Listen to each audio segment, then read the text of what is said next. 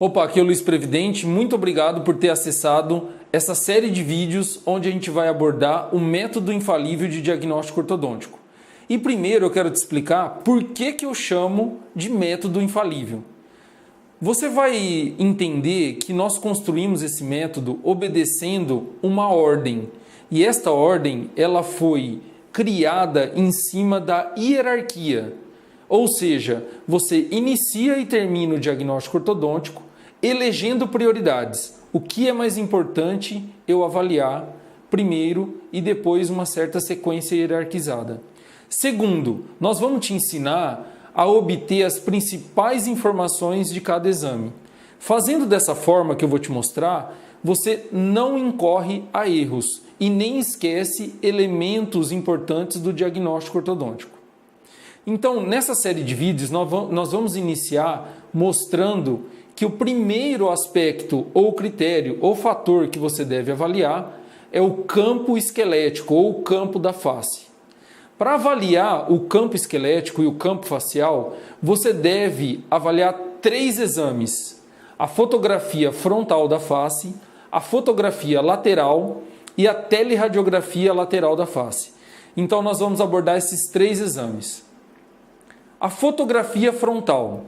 Na fotografia frontal, você tem que observar e obter 2 informações cruciais: a simetria facial e se o seu paciente tem problemas verticais. Então eu vou repetir. Fotografia frontal, você deve avaliar se há uma simetria facial, simetria aparente da face, e problemas verticais. Se o seu paciente é um paciente do padrão de face longa ou face curta, se você usa a classificação segundo Capelosa. Se você usa uma classificação esquelética segundo Sassuni, você já pode avaliar se seu paciente é uma mordida aberta esquelética ou uma mordida profunda esquelética. Certo? O que você deve avaliar para determinar se o seu paciente apresenta simetria?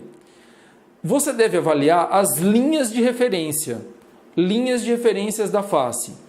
As 2 principais que eu gosto de utilizar é o plano bipupilar e também a centralização do mento. Então, com isso, eu obtenho informações se há uma assimetria do terço médio da face, que compreende maxila, zigomático, nariz. E depois, com a segunda linha de referência, eu consigo avaliar se o meu paciente tem um desvio mandibular e uma assimetria do terço inferior da face.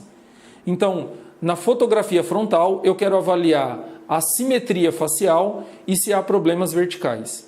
Os problemas verticais eu avalio através da proporção dos terços faciais.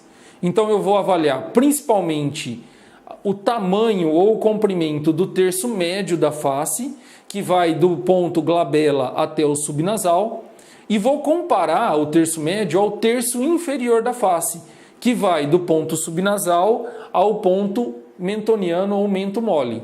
Então, comparando a proporção desses terços, eu consigo determinar se o meu paciente ele tem uma face longa ou se ele tem uma face curta.